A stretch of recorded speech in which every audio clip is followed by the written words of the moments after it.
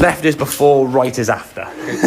Okay, so obviously we talk about width of stance. I can see I mean, if you just look at those two, I mean, both of the setups we've got here now, the one on the right and the one on the left, are good if you were trying to play a long shot and trying to play a short shot. Okay, but this one on the left-hand side, you're going for a long shot, and that's the problem. It's like you're trying to throw the ball a long way from like here.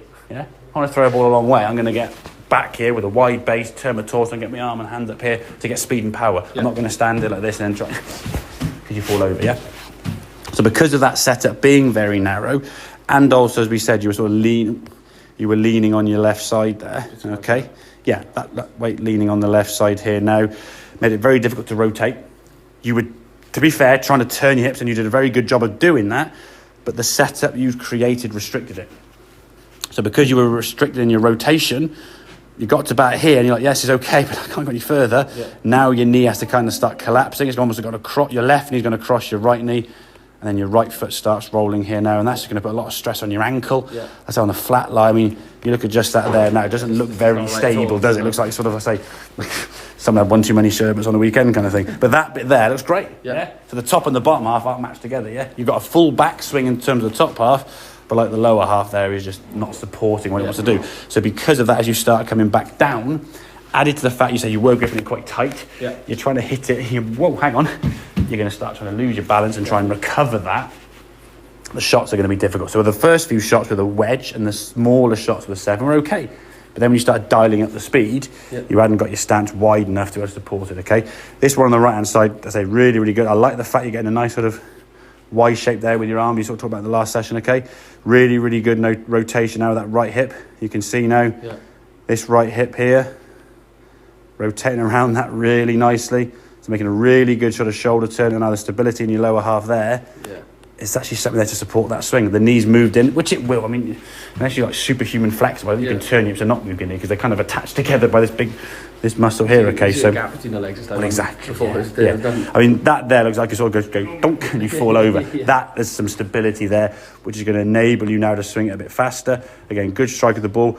I think for you, it's just practicing this movement through the golf ball here now. Like I said, when you were doing it small swings to about here, this is just more torso moving the club away.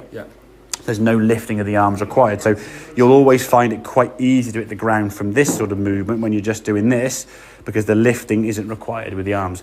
As the club starts going higher now, the arms have to be part of that lifting element, If you just keep going round your body and don't lift, trying to come back to the ball now is going to be very difficult to hit the ground.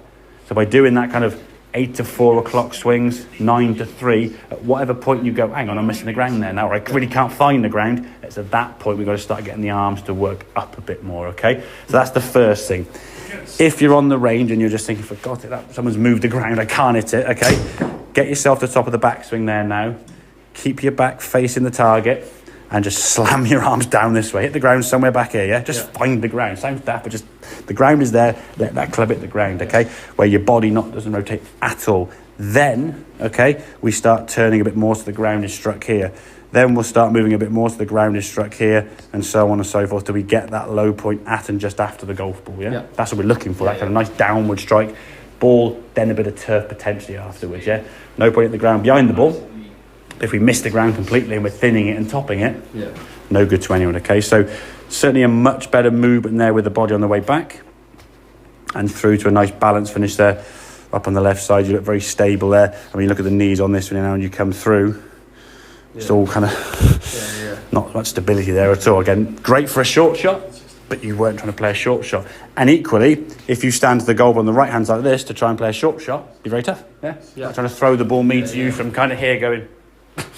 just wouldn't make sense, would it? So you've got to set up for the shot you want to hit. Okay, does that make sense? Yeah, it does. Excellent, good. Right, do you want to try a few longer ones? Yeah. Go to the hybrid and some longer ones there. We'll see how they go from there. Okay, buddy.